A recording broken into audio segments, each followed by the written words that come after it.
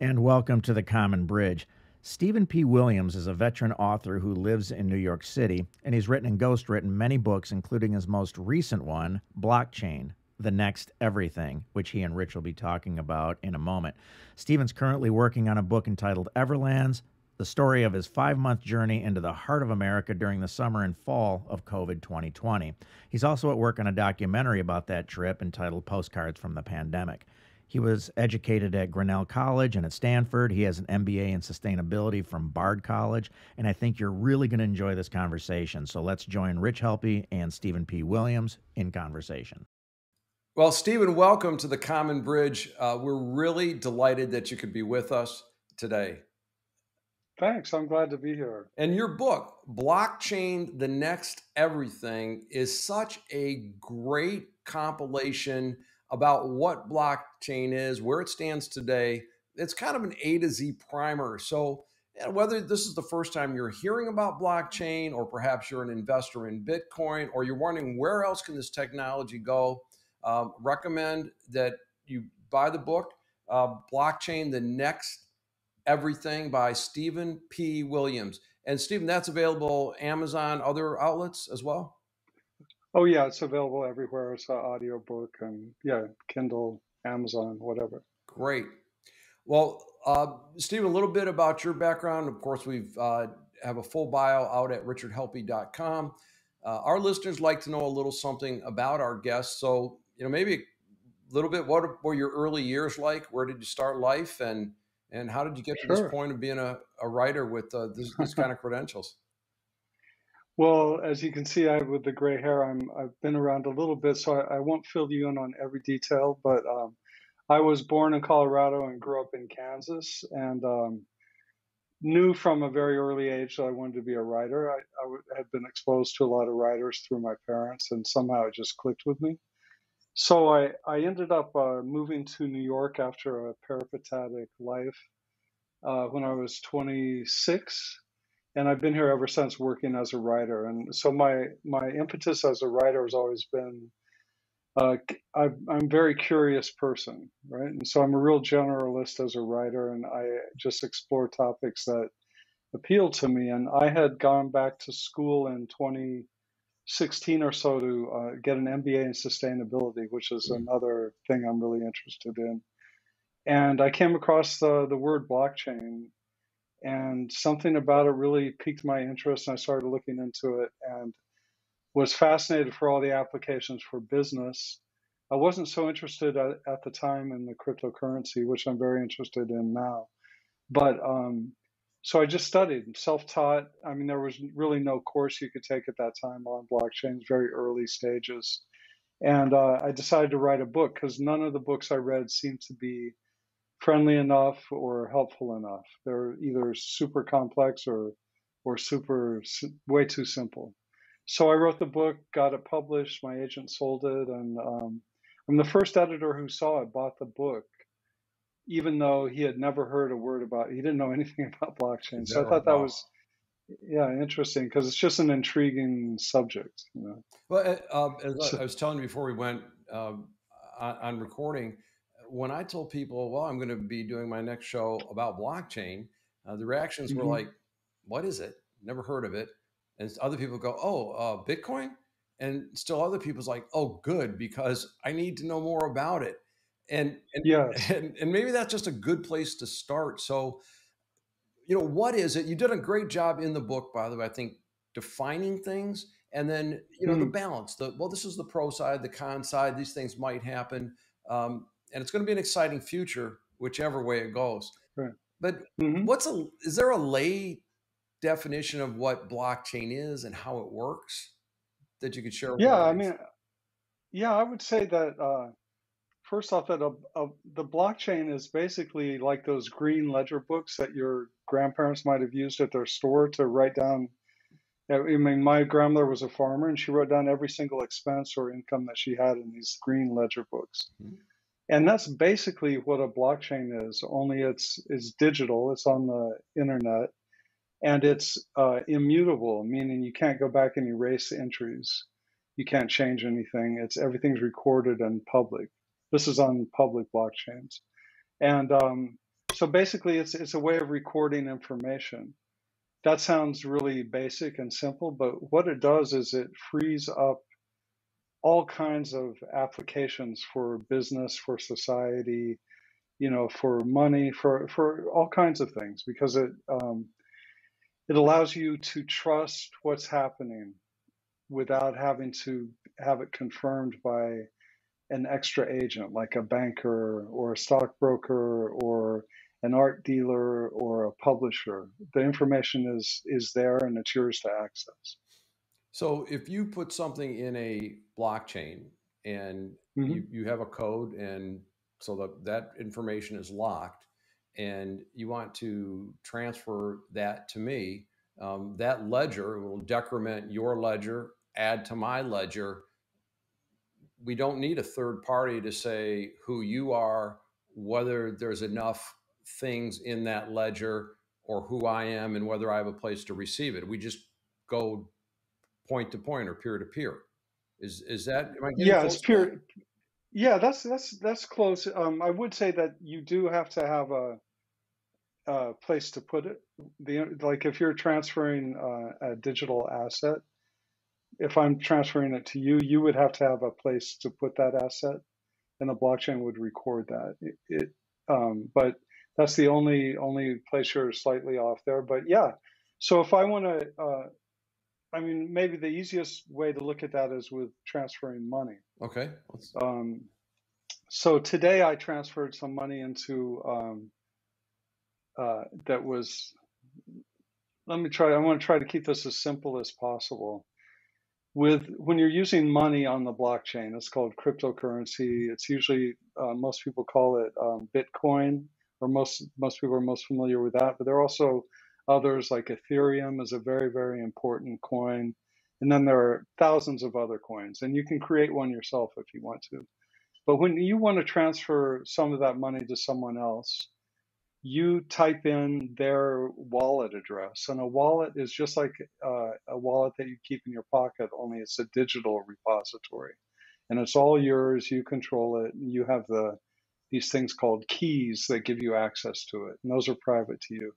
So you would give me the public key to your wallet, and I would type that into a website and click how much money I wanted to send you, and it would find its way to your wallet, and that transaction would be recorded on the blockchain. So everyone could see it. They might not know it was you and it was me, but everyone can see that that asset went to your wallet. Does that make sense? That makes all the sense in the world. And with blockchain, I don't have to send it through Zelle or a wire transfer or a third party. No, it's all done. So if it's done, especially through Ethereum, Ethereum is, or they're called Ether, the coins. They're programmable money, so that they have things called smart contracts that you can actually program them to do different things. Like we could say that, Brian, you didn't pay me for this podcast, but I'm going to say that if you wanted to give me $20 to come on your podcast, then you could set a contract that would pay me as soon as I appeared on the contract. It would pay my wallet, and we wouldn't even have to discuss it. So this morning I sent some money to an exchange or sent some Ether to an exchange because I want to cash it out into dollars to pay taxes on that money because I earned that money. So I just typed, information from a private wallet that I had, clicked a button, it went through blockchain, was certified by people on that blockchain or machines on that blockchain who guarantee that this transaction is happening. And then it arrived in my account. And the same thing will happen when I trade that in for US dollars. It'll all be recorded each step of the way. So that's a really important function. And it's like right now we use a two-step accounting method that was invented in the 16th century in Italy. And this is basically a three-step accounting method because it's verifiable by another step. That's a big innovation. That is a huge innovation. And yeah. one of the things that you speak about in your book is about decentralizing control, and Hmm. what a profound shift in thinking as I started imagining all of the different control points. Um, take me through your discovery process as you had that realization that what this is about, and maybe what could the future look like if blockchain Right. reaches its zenith. So this is what really drew me to the technology.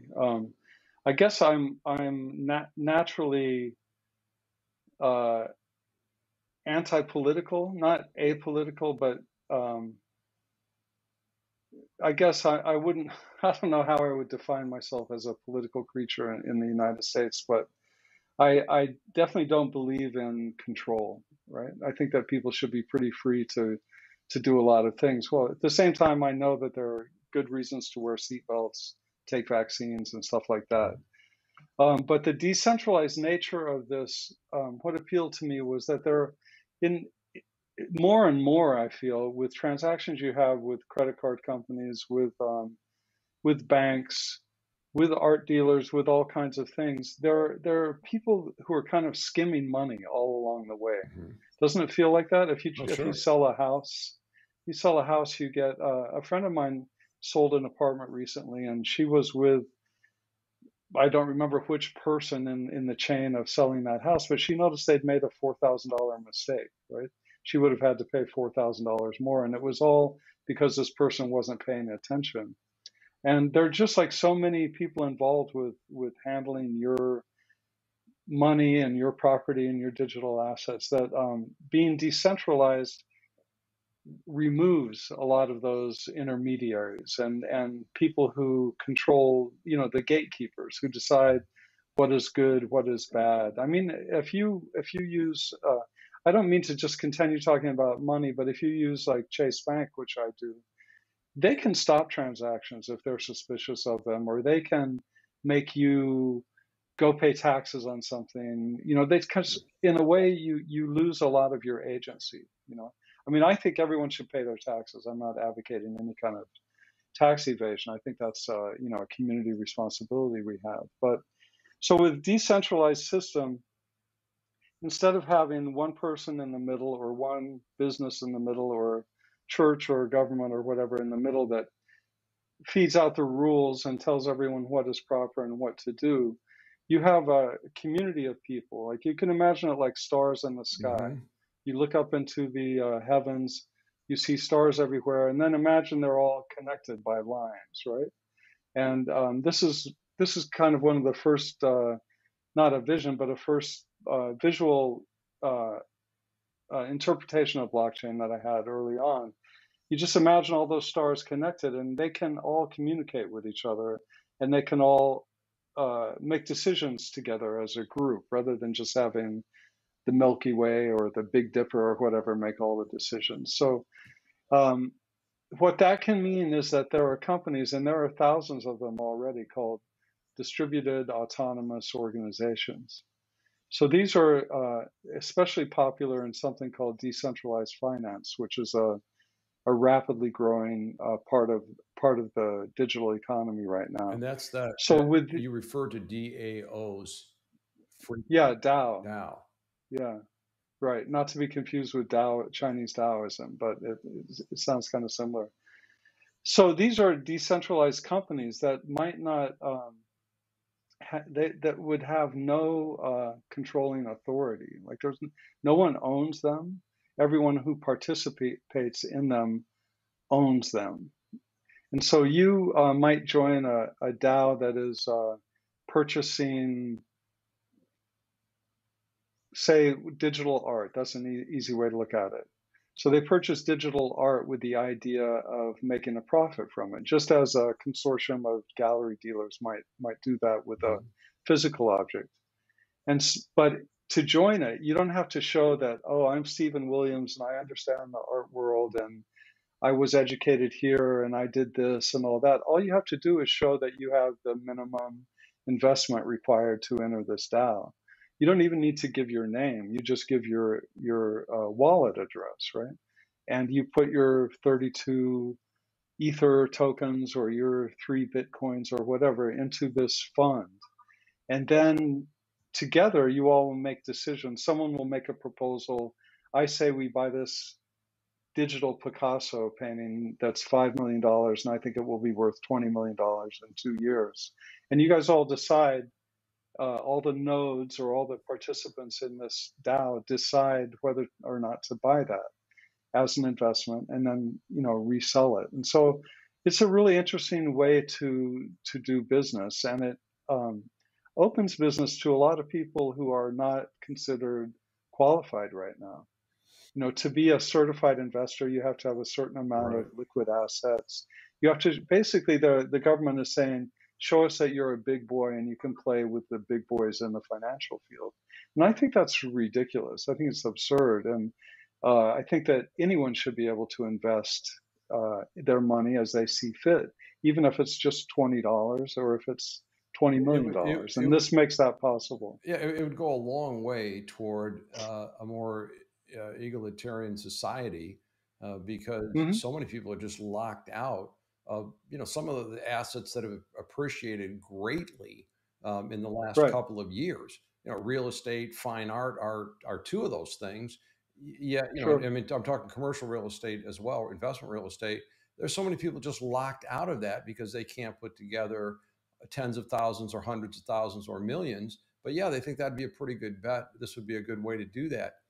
And one of the things you mentioned in the book too that I really thought was a great takeaway, the Facebook business model would be absolutely threatened by blockchain because Facebook couldn't control what got published, where it got published, and who could see it. It would be everybody in the DAO, right?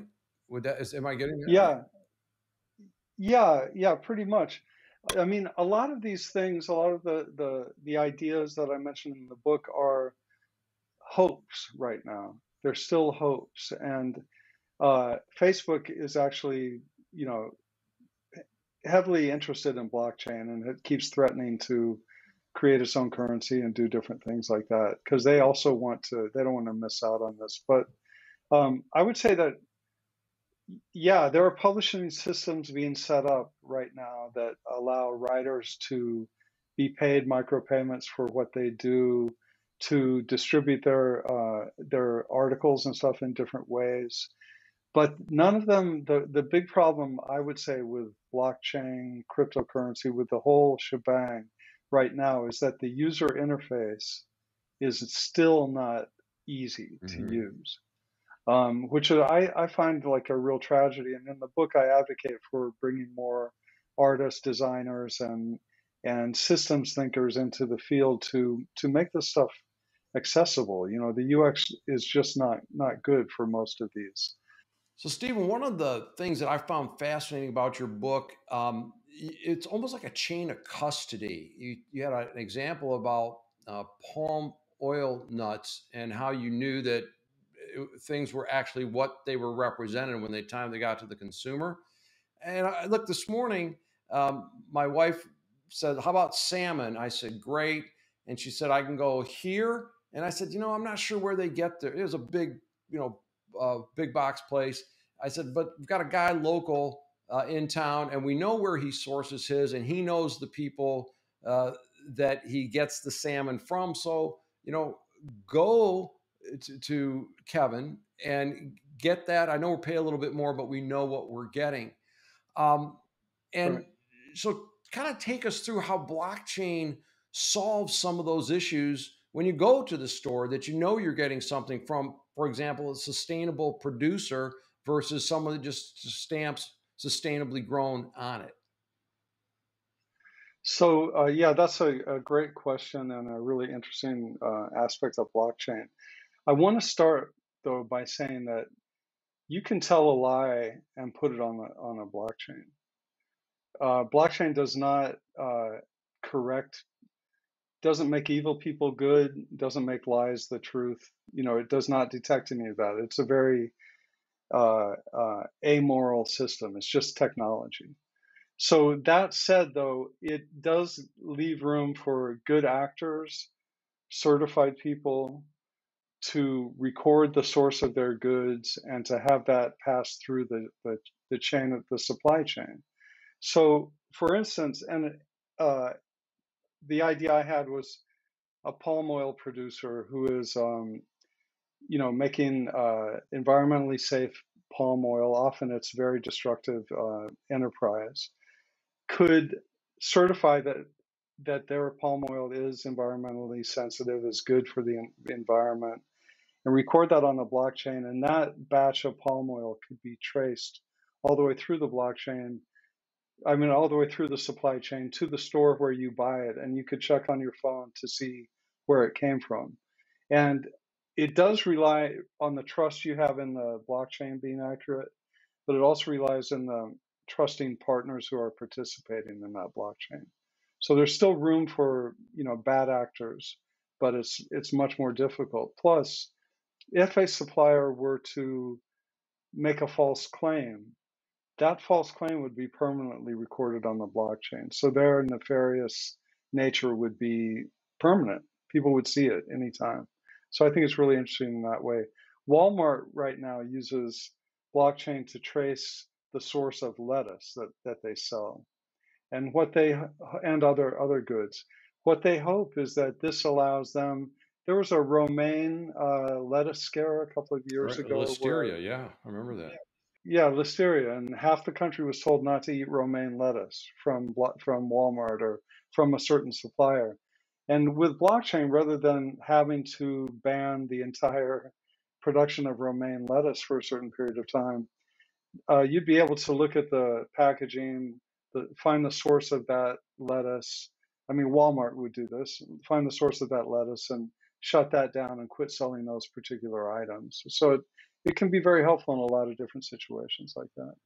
Yes, and we touched a little bit earlier on the Facebook business model that Hmm. really lets the Facebook company decide whether they like my photo, whether they like what I have to say, whether they like my source. It's a centralized power, and that we're seeing Right. the edges of that begin to fray a bit right now. Not to get into the whole thing about who deserves to be deplatformed or not, um, but you and I could agree to join a blockchain of our own to exchange our updates of our lives and our family photos and such if we wish to, or to discuss politics or the economy or anything we wish to. And as anybody that we let into that blockchain would be able to do that, and we didn't have to answer to a central authority, which I thought was a fascinating part of some of your writing. Yeah, no, I think what you're saying is true. And the thing you brought up a point that I think is really important. There are private Mm-hmm. blockchains, private enterprise blockchains, and public blockchains. So in the case of doing a social media app, you'd probably want to be using a public blockchain so that their private blockchains do have controls. Whoever sets them up can control who enters and who doesn't. But a public blockchain, would definitely allow for people to express their opinions and have some accountability for what they're saying. I fear that the human nature with social media might get in the way of a beautiful social media site, even if it's on blockchain. That's my idea, and there haven't been any that have really taken off so far. Again, I think it's a lot of it with the user experience. It's hard to use these things, and you have to have some knowledge of coins and tokens. Yeah, look, I understand is that every time a new technology is introduced into society, it takes a while before we find out what's polite and what's impolite about it, and where it Right. can be abused. And like, I don't know this to be true, but I'm wondering if in a day of our grandfathers or great grandfathers, calling on the telephone for an appointment might have just been really poor manners. Should have been dear Mm, Mr. Williams, I should like to call on you at 2 o'clock next right. Tuesday, and you would write back Right. something like that. But who knows? Yeah. That's Well, another part of the book that I enjoyed so much is that you did contrast, what could be the upside with what could be the downside, which could be something that just kind of loses steam and ends. Um, one of the things you talk about is a DApp or a DAPP, a distributed application, having no intermediary or broker. We talked a little bit earlier about fractionalized ownership, preserving the truth, exchanging money, Right. letting people own their own data. The one thing in there that I wasn't clear about was the personal ID. That how do we know who's putting what into the blockchain? I mean, could I be identified 8 different ways on the same blockchain, or would there be some control that they know it's me? Well, there are, so you're identified by a code, by a long string of numbers, right? You aren't identified by your name. You can associate your name with that code so that it's public, that people know that that's you, or you can keep it anonymous. Most people keep it anonymous. On my wallet, the wallet that I use, my name is not associated with it. But and for no particular reason, honestly. But you can um, you can you can do investigative work and figure out who is making transactions, though. Like you can, every transaction is recorded on the blockchain, various blockchains. For the Ethereum blockchain, you can go to ethercast.com and look at what everything that is published on the blockchain, right? So you could see that this one wallet is doing this transaction. It's also doing another transaction with this other person, and if you're a smart, private eye type of person, you can figure out eventually who that person is behind that wallet. So there are ways to to get around it and figure out who's doing what, for sure. Okay, and one thing that I think we ought to talk about is some of the decentralized financing systems and the you know Hmm. the whole issue, like what's money, and is this a better way to do money and means of exchange? And I think you mentioned something. Am I getting the acronym right? NFTs. Okay, Yeah, what NFTs are are, those? well, these are just an incredible technology that first became known to me about 3 years ago, 2.5, 3 years ago. And what it is it's a way of establishing digital ownership of a digital property. It can also apply to physical properties, but I'll stick to digital for right now. So that means that you can own the. Uh, it's a hard thing for people to grasp, I think, at first, or for many people.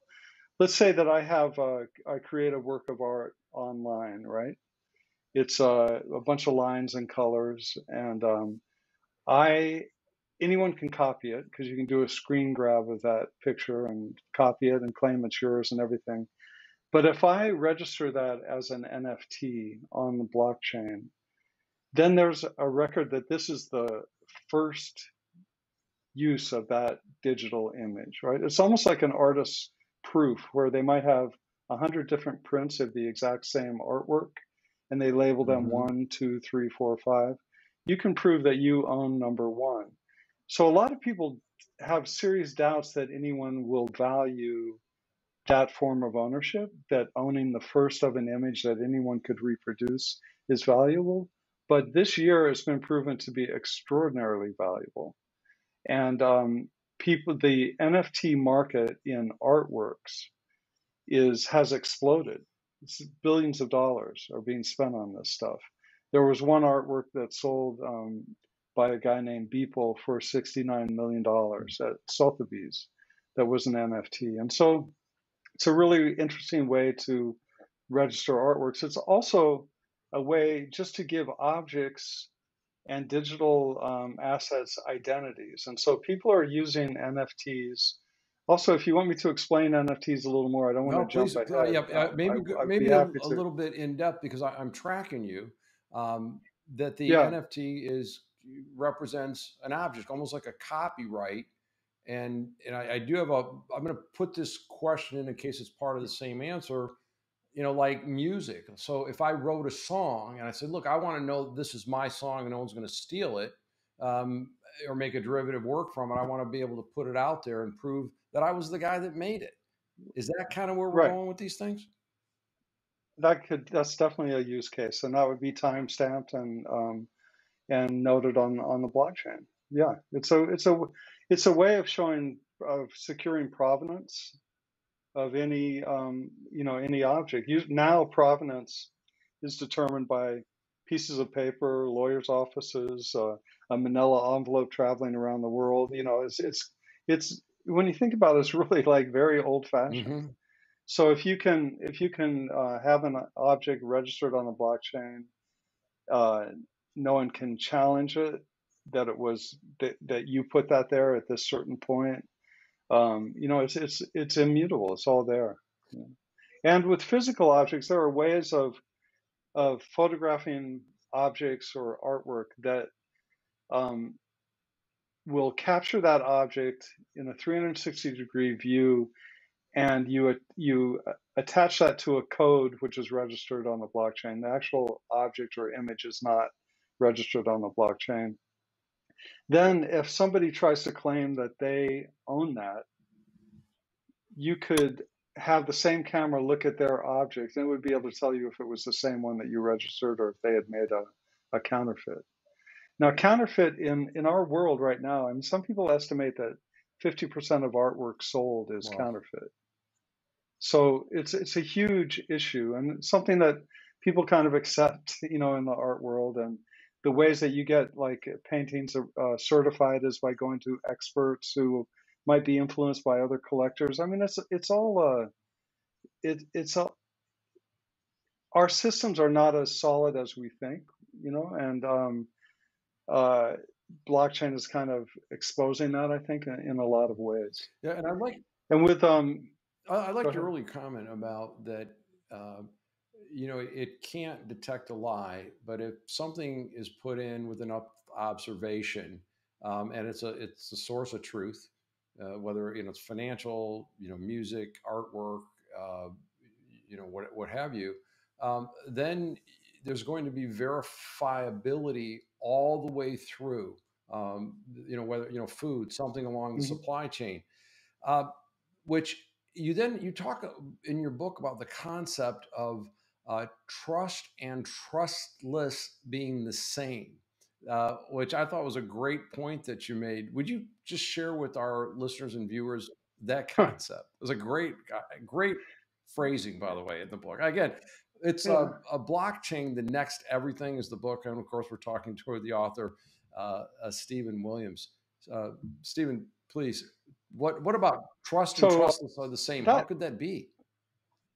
that's a concept that took me a few days to kind of be comfortable with. And basically, what it means is if something is trustworthy, you don't even have to think about trust, right? If it's a guaranteed trustworthy thing, then trust becomes meaningless because it is what it is, Mm-hmm. right? Unlike with a human being, you might have to every day reassess whether that person is trustworthy. Indeed.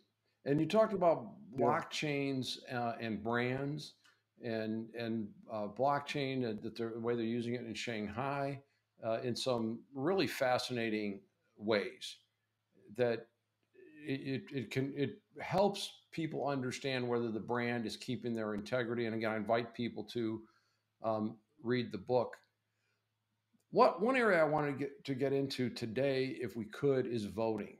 And from Sure. what I know about voting, again, we use a very archaic way of validating that is a legitimate voter, a signature. Hmm. Uh, from a time when people, maybe lived their whole lives within 7 miles of their birthplace, and you knew that, that's Rich Helppie, that's Stephen P. Williams, and they sign it and say, yeah, we've already seen you on the books. We're trying to apply that in a Right. highly mobile society that's much greater. And we're not sure of the counts, or we've been led to believe by some parties that the counts aren't good, and so forth. Hmm. Back around last Christmas, Khalil Bird was on the Common Bridge talking about voting systems, and he referenced the company Votes, VOATZ, about the early Right. work they're doing with voting with blockchain. You also brought up Votes, the company, again, VOATZ, and that the military's trying it for some people deployed off uh, outside the country, and that there's been some Mhm. preliminary voting, like Estonia and a referendum in Colombia. That Right. can you just talk to us a little bit? What's the promise or potential of using blockchain for voting? Well, I think the potential, and it is promise and potential. It's not reality yet, I don't think. But and I've thought about it a lot during all this turmoil over our recent election, because basically it seems like there are a lot of people who don't trust the current Mm-hmm. system. So with blockchain, if you vote using your identifier, you can always check on the blockchain and see how your vote was cast. Um, it is immutable; it can't be changed. There are a lot of aspects of it that are very, very secure. So that's the promise of it, is that people could simply vote using their telephone or their computer, be very easy. Everything would be totaled immediately. You wouldn't have to wait weeks to find out who won. So all that is really great. The problem with it is that people don't trust, I don't think trust blockchains yet, the general public. It's hard to use the interfaces, even the votes interfaces, I think you have to take some steps to be able to do that, which is already, if people are saying that it's difficult for some people to have an ID or to show up at a certain time, or, there are all kinds of impediments. I don't know that you want to be adding impediments right now to that. So there are some drawbacks. Some people say that it opens the system to being hacked, and the voting system, which is a fear that a lot of people already have. So I think it shows incredible promise, and I wouldn't be surprised if within 5 or 10 years we are voting that way. But I think for now, it seems to me that the best solution is to have paper ballots that can be counted and confirmed, just given the level of paranoia that people And have. there's certainly no short supply of paranoia. But I do No, like what the story in your book about the military that were offshore to be able to vote in the West Virginia election. yeah, it's great. Identified with their thumbprint. So you're registered on your blockchain with your thumbprint, which Right. everybody can get one of those. Um, the votes can be verified, and the ID goes one direction, the vote goes another. You can see your ballot and see how it was recorded. No, nobody can see Mhm. that that's your ballot, but they can see that you did vote. The votes would Yeah. be tallied instantly. There couldn't be voter fraud, but it does require technology. It requires access to high-speed internet. Um, Again, I Hmm. think the promise is there. I think the bigger question is going to be: do we have the will to get to elections with that level of integrity? And that, I think we, yeah, I think we will, honestly. And if you look at this infrastructure bill, which looks like it's going to pass, there's something really great in that, which is trying to provide high-speed internet access to rural areas in the United States. And imagine what a transformation that will be for people using blockchain, for people voting, for cryptocurrency, for everything like that. When somebody in rural Idaho has access to high-speed internet, I think it's going to change everything. And that seems like it will happen in the next few years. well, I share your enthusiasm for that kind of a world. Um, and when Hmm. we think about the pace of change, it's not something we can imagine. I may have mentioned this on the show before, but when the brothers flew, all four of my Hmm. grandparents were alive, and two of them were adults. And when Wow. Neil Armstrong walked on the moon, all four of them were still alive. And That's I don't think they said, "Oh, look, the Wright brothers flew 30 yards, 6 feet off the ground, so I guess we're going to the moon." You know, right. and here we Right. are with this pace of change, screaming along with a nascent technology, that may give rise to a much better world. And certainly there will be bad actors that try to exploit it. but I think the more we learn about it, the better chance we have of a good outcome. For sure. I mean, we're at the infant stage of digital technology and blockchain. And I remember in the 90s, I was walking on Fifth Avenue. I looked up, I saw a bus that had a URL, Mm-hmm. like an address, internet address on the side of it. And I had no idea what I was looking at. And I was so excited by that because I knew it was something really important. And it took many years for for the World Wide Web to become a everyday thing. And I think that's true of blockchain too. And in a few more years, you'll be using it, but you won't be conscious of it. It won't be a big thing. Nobody's going to be selling orange juice produced on the blockchain or something like that. It'll just be in the background doing a lot of good Yeah, things. and one of the earlier points you made in your book was that Amazon Web Services now have a build your own blockchain. Um, it's such Right, great technology. There's going to be like anything new, there'll be some things that won't work, and I think we'll have some right. really remarkable successes. And I share your feeling because as I'm reaching this stage of life, and it was like, oh, hey, you need a QR code, Dad or Grandpa. Like, all right, I've got that. But the pace that it moves is really remarkable. And think about an age now where we want to watch a movie in our home, and we have long digital libraries, and if it doesn't like start instantly, we're amazed. So, Throwing popcorn at yeah, the TV. exactly. So um, the that was an unimaginable situation, during my lifetime. Even the For modern sure. digitization. Uh, Stephen, this has been a great conversation, and again, I do want to recommend the book. It's a read that you can do in bite-sized chunks. I read it on Kindle. I understand in print it's about 188 pages. We'll have a graphic up about the book. And I just encourage my readers to become educated about this very exciting technology, because eventually, if not already, there's going to be political forces and there's going to be reporting organizations that are going to try to scare you because the other guys are going to use it to harm you. And if you understand it, you'll know to shut out all that noise, which is of course a very important part of what we do on the Common Bridge. Um, get Mm. educated, stay away from the partisanship, stay away from the talking points, and become your own independent thinker. Um, Sovereign citizen is what I like to Sovereignty, in call it. fact, Yeah. and yes, indeed, and you mentioned that self sovereignty in your book, if I'm not mistaken. Is Yeah. that the right phrase? Am I using that? Yeah, that Yeah. yeah, Yeah. that you, I and think. it is possible if we put these tools together for use for the common bridge, for the common interests amongst us. And Hmm. there's far less Yeah. that divides us than unites us. And we need to be talking to each other. And this is another great technology to do that with. Stephen, we could probably go Yeah. on for a couple hours, but what is it that we didn't cover today that we probably should have before we wrap up today?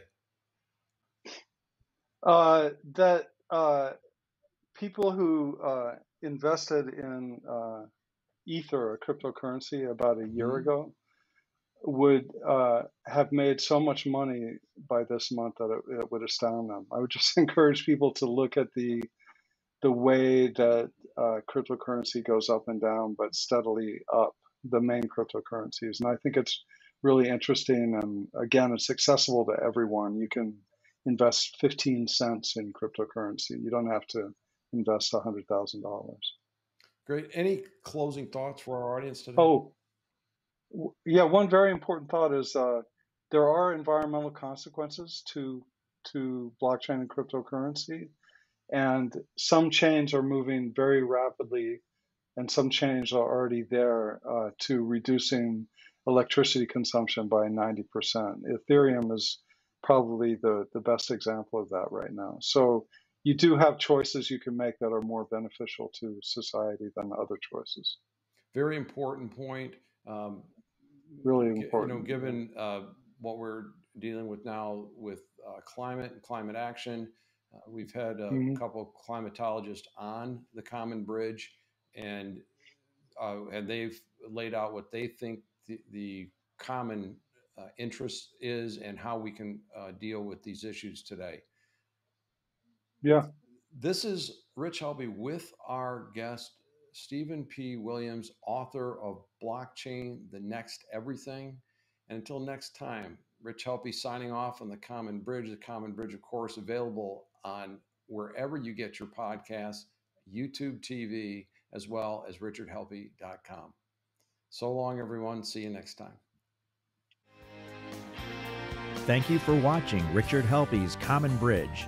Please click the subscribe button below. Also, tune into our podcast, Richard Helppie's Common Bridge, on Apple, iHeart, Amazon, and others. Also, be sure to visit us online at richardhelppie.com.